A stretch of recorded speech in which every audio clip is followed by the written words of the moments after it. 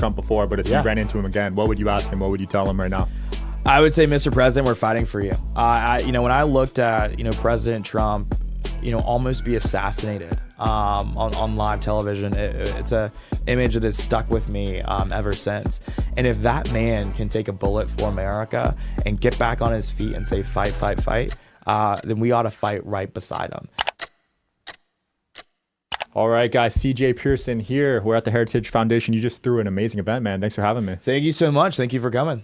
Yeah, you had some of the top influencers in the conservative space and had some amazing speakers. It was phenomenal. Thank you. I think what we wanted to do and accomplish with this event is that we wanted to bring together some of the most impactful emerging creators in our movement. And it's in large part because of the fact for a long time, those on the left have been just winning the influencer game, unfortunately. We've seen George Soros pump upwards of $70 million into artificially inflating these influencers online to indoctrinate my generation. Wow. It's something that, I take great issue with, but I can either choose to complain about it or do something about it. And I chose to do something about it. And I think that what we need to do is we need to incubate the next generation of conservative activists who can be bullhorns for freedom and liberty online, because that's how we actually are going to change hearts and change minds. People don't trust CNN anymore. They don't trust the traditional media. They trust people, and influencers are people. And I think if we can bring them together, educate them so they can educate their audiences, that's how we win. Facts. Do you think one of those influencers Soros paid off is Harry Sisson? Definitely. I think Harry Sisson is one of those. I think the FEC records show,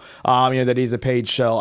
One of the one of the biggest things that I think exposed him for was after the Biden debate. He said Biden won the debate. No one in their right mind thought Biden won that debate. Biden didn't think he won the debate. Biden didn't even know he was at the debate, actually, much less. So it's incredible to me that he was able to say that with a straight face. But it's Harry Sisson. So even David Pakman, who I just had on, said Biden lost that debate. So that's when you know he's paid off. Yeah. Anyone who's objective, saw firsthand that he stumbled through the entire thing. He barely knew his name. He barely knew he was there. And unfortunately, he was pushed out. And I think it's clear that he's a little upset about that, considering he's been wearing a MAGA hat these days. I actually think Joe Biden is voting for Donald Trump. Hot take. It doesn't seem like he really supports Kamala in anything I've seen. Yeah, he doesn't. The man's, putting on his opponent's, merch. He's, going out of his way to, I think, make things incredibly awkward for Kamala. He's basically, putting himself out there when before he was totally okay with being in the basement. But now, as we get closer to election day, we're seeing more and more of him. And it's intentional. He realizes that he's an unpopular president. He realizes his policies have decimated the everyday American, that they are not working for the American people. And he wants people to tie him to Kamala Harris. And rightfully so. Yep. This isn't just the Biden administration. This is the Biden-Harris administration. She was the puppeteer. She owns all of his mess. And we should hold her accountable for it. Absolutely. Do you think Mark Cuban's been paid off?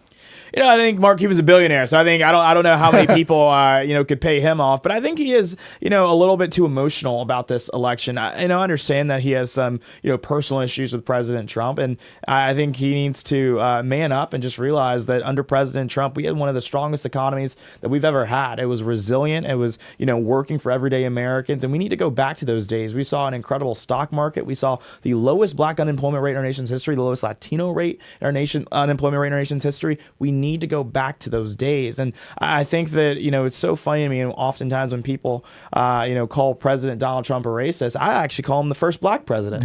Donald Trump was the first black president because he did more for black people than even the first black president, Barack Obama, did. This is a man who invested billions of dollars in historically black colleges and universities. This is a man who, again, brought about an economic, just completely, renaissance for those in the black community. We need that back in the White House, and hopefully in just a few short days we will get it. You could make a debate that the country was more racially divided under Obama. It definitely was. I think people, he went out of his way to emphasize race and emphasize our differences. And I think at the end of the day, black, brown, yellow, orange, we all have the same issues here. We all want to be able to provide for our families. We all want to be safe on our streets. We all want to, have a piece of the American dream. And unfortunately, due to the progressive policies and, the far left, that dream has become almost out of reach. And it's a shame to say that. You have many people in our generation, Generation Z, who won't ever be able to afford a home because of these terrible policies that have been shoved down our throat by the far left and also by this globalist agenda. You have BlackRock buying up all these homes, skyrocketing rent so that our generation is never able to buy a home. That should send a shudder down everyone's spine. When you look at our parents' generation, their ticket to the middle class was buying a home. And unfortunately, I have a lot of peers of mine who don't even think about it because they believe it to be a goal so unattainable. Dude, it is. I mean, the average person can't even afford a $5,000 medical bill. Yeah, no, and it's so sad. And I think you look at the skyrocketing price of rent, and this is just Joe Biden's America. It's Kamala Harris's America. Rent is too damn high. Gas is too damn high. Groceries are too damn high. We are literally, prices are so damn high in this country. They are higher than Wiz Khalifa and Snoop Dogg on 420. That is Kamala Harris's America. And I got to tell you, I'm sick and tired of it, but I'm also, more importantly, sick and tired of being sick and tired. And that's why I just can't see how people are voting for Kamala personally, because even if you're Democrat, like, you got to be objective as well, right? Yeah, you would hope, but I think they're just blinded by, making history. The first black woman president, which, by the way, Kamala Harris is not black, FYI. But, I think it's an unfortunate thing that they are willing to put identity politics and their DEI, higher above the interest of our nation. I think that we need someone who the world is going to respect on the world stage. If Donald Trump was in the White House right now, we would not be seeing what we're seeing in the Middle East right now. We would not be seeing what's happening in Ukraine right now, because when Donald Trump was in the White House, people were scared of him. They had no idea what he was going to do. This man called Kim Jong-un Little Rocket Man, and people thought it was the craziest thing. They said, oh, he's going to get us into World War III. Kim Jong-un respected him. And it's kind of like that song, I need to find somebody to match my freak. Donald Trump matched their freak, right? Like, he matched the freak of Kim Jong-un and all these dictators, because they never knew how far he would go. And he was willing to go as far as he needed to protect the American people. It was so funny. There's that moment in the debate where he talks about how he, took a picture with a drone of that terrorist house and said, hey, here's a picture of it. If you mess with America, that house is gone and you're gone. And I think that was a badass moment for him. If someone knows how to negotiate, it's Donald Trump. Art of the deal. Yeah. Would you rather have him negotiating on our country's behalf or Kamala Harris? Yeah, definitely, Donald Trump, far ahead. And I think you look at Kamala Harris, she's barely able to negotiate anything herself, and you look at the path that she's taken, in elected office, she definitely hasn't earned it. She's just been kind of the byproduct of affirmative action. And I actually kind of take offense to it, because as a actual black American, as an African American, I think it's unfortunate when you have people like that who are elevated, who are less than qualified, because it's a poor reflection on my community as a whole. Right. And you have people thinking, oh, now this is a reflection of the black community. Again, I emphasize not a member of our community. We do not claim her.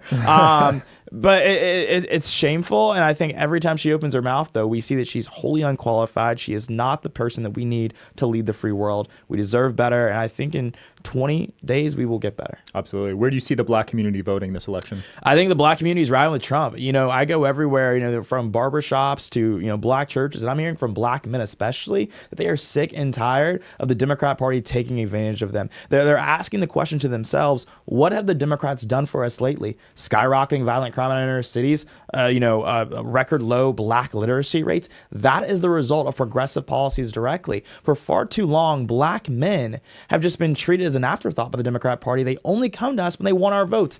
Never, no other time, and black votes only matter, to the Democrats when they feel as if they can just dangle something in front of our faces, like free weed, apparently these days, according to Kamala Harris's plan. And they think that's the way to get our votes. No, black people want to build businesses. They want to build wealth. You're not doing that with these Democrat policies. Absolutely. Yeah. You mentioned the crime rates. The real numbers just got released. Yeah. Did you see that? Yeah. The FBI, tried to, kind of pull a fast one on the American people, and do a little stealth edit. And it's so despicable that you can't trust our own government, especially considering that we pay taxpayer dollars to fund said government. But, anyone who wakes up in the morning and, lives in a big city and walks outside, they know that crime is up. It's the same way where, like when people say that inflation is just going away, that these costs, are lower than we actually believe. Every time you go to a grocery store, you see that inflation is still very much around. And I think people are tired of the gaslighting. The way that the Democrats are willing to look us in our faces and just patently lie to us is disgusting. Disgusting. I would love to see you debate Dean Withers. I would love to debate Dean. I would love to debate Harry Sisson. And, I'll actually make the challenge here. Harry, if you want to debate, we'll do this. I'll start a GoFundMe. We'll raise it for your gender transition surgery so you can actually have the balls to debate me. And if you don't debate me, then we're going to donate all the money to the NRA. And you can say that, apparently you love guns now. Or if you debate, we'll donate it to puppies. So, Harry, either you hate puppies or you love the NRA, you get to choose. Either way, you get a free pair of balls from it. I love it. I'll try to set it up. He's coming on the show. Let me in know. a couple weeks. Let me know. Dean said he would come on, but it looks like he's backing out now. Yeah, I feel like he's had a rough few weeks, N-word scandal. The thing about the left that's so interesting, everything they accuse the right of, more oftentimes than not, they have done that very thing, which is so interesting to me. They really are the real racists. They really are the real sexists. They pretend to be these feminists, and then they end up, you hear some story about them sexually assaulting a woman. It happens all the time, and it's so interesting to me. It's like, is it guilt that forces them to be so hypocritical? Like, it's interesting to me, but hopefully, if he, wants to atone for his use of racial slurs, he is always free to pay me reparations. My Venmo is the CJ Pearson. I love it, dude. When did your criticism of Obama start coming? When I was 12 years old. So, really? I got started in politics when I was 12 years old. I made a YouTube video in my bedroom growing up in Augusta, Georgia. Didn't tell my grandparents about it, who I grew up with, because they were lifelong Democrats. But I made this video because Mayor Rudy Giuliani had been accused of being a racist for simply criticizing Obama. And it was as silly to me then as it is to me now. And so I made a video, turned on my camcorder that I got for Christmas, went in on Obama, and said that he's absolutely fair game to criticize. You should criticize him, because this was the president that called ISIS the JV team. This was the president that said that we need to redistribute the wealth to those who did not have, even though those that didn't have were not working. Right. I thought it was incredibly insane that people were trying to treat a president of the United States with kid gloves in a way that they have not treated any other president. They didn't treat Donald Trump with kid gloves. They were absolutely just insane towards their treatment with him. But I started off when I was 12 years old, made that YouTube video, went viral overnight, kind of a little bit of a political Justin Bieber moment. And ever since then, I've just been making content, creating more videos. And my mission, is still the same from when I started.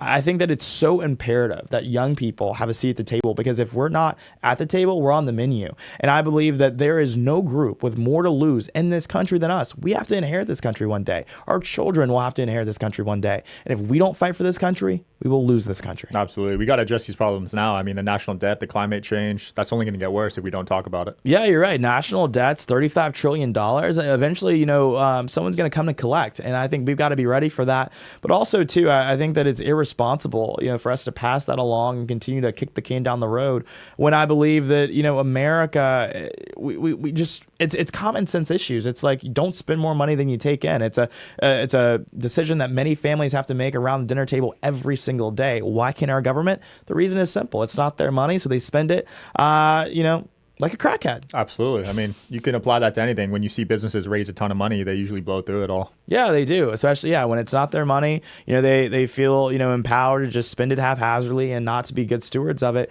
which is why I think we need to elect elected officials who have, again, stakes in the future, which I think goes to electing younger people. Yep. There's, it's so crazy that our Congress has basically become a glorified nursing home and it's irresponsible, because at the end of the day, a lot of them are just kind of like, okay, we'll get in this war. Okay, we'll spend this much money, because what do they have? 15 more years, 20 more years?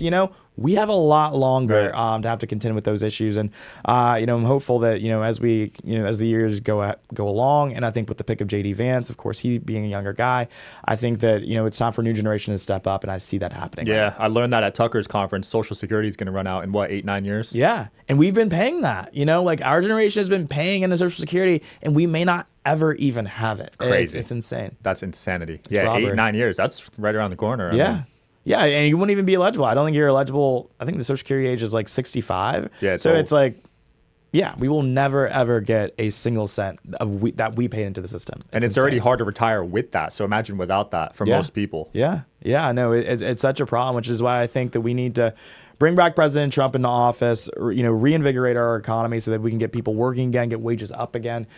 Because the thing is that, the Democrats love to say, oh, wages are rising, wages are rising. What kind of jobs, though, are those jobs that they're bringing about? Are they high-paying jobs, or are they, low-paying jobs, dealing fast food.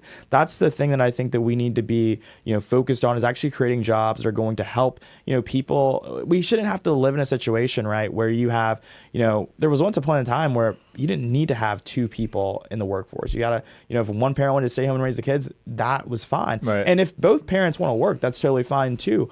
But they should still have the option. I think that we should move back towards that. Tucker Carlson's a big advocate of that. J.D. Vance talked a lot about that. I think that we need to be pro-family. I think that we need to, create an opportunity for people to make babies again. I think it's critical to our economy. It's critical to our growth. It's critical to keeping the American dream alive. Average birth rate, I think, is 1.86 or something. Basically, it's really low to the point where we're not going to grow anymore. Yeah. It's going to lead to population collapse, which is, what we see happening in a lot of, countries like Japan with these aging populations. Their economy just can't keep up. And so I think that we need to encourage, people to have families, and also kind of debunk this liberal lie that you cannot have kids in a life. I think that you absolutely can. But also, too, eventually, your life needs to change. Going out, getting bottle service every night at 40 years old, you eventually just start looking weird. Yeah. And so I think that, we need to, debunk that lie.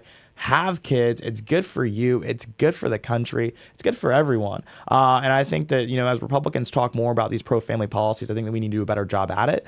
Reason being is that, just simply telling people let's have babies is not really a persuasive argument. I think things like paid family leave is an important conversation. I think things like, actually increasing, the child deductions, all of those things to encourage people to start families earlier. Right. I think would be a great way to do that from a policy standpoint. Absolutely. Now, I know you met Trump before, but if you ran into him again, what would you ask him? What would you tell him right now?